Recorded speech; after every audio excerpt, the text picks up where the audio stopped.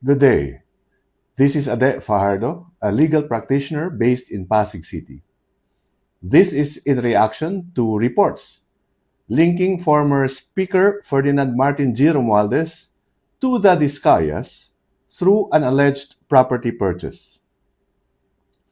Representative Romualdez has no knowledge nor involvement in the purported transaction.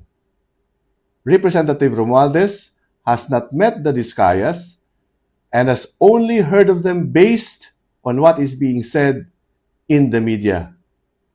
As such, the claim in the report about using the Discayas as a front in a property purchase is outright baseless. As the Senate Blue Ribbon Committee resumes its probe on January 19, it is important to place on record what was clearly stated under oath. In his testimony before the House of Representatives in September 2025, Mr. Curley Discaya categorically declared, I quote, "Gusto ko lang po linawin na wala po akong direktang transaksyon. Hindi po ako nagkaroon ng anumang klaseng transaksyon kay Speaker Martin Romualdez." End of quote. Mr. Discaya further explained that the Speaker's name was merely being used or name-dropped by others without personal knowledge, meeting, or transaction on his part.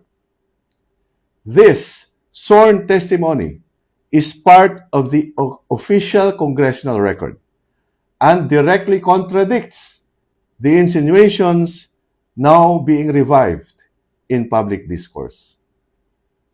Let us be reminded that allegations cannot override testimony given under oath. Facts cannot be replaced by speculation.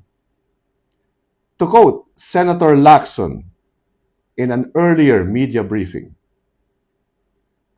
"Noise does not convict, neither does it indict even who may be perceived as the most guilty in the flood control saga.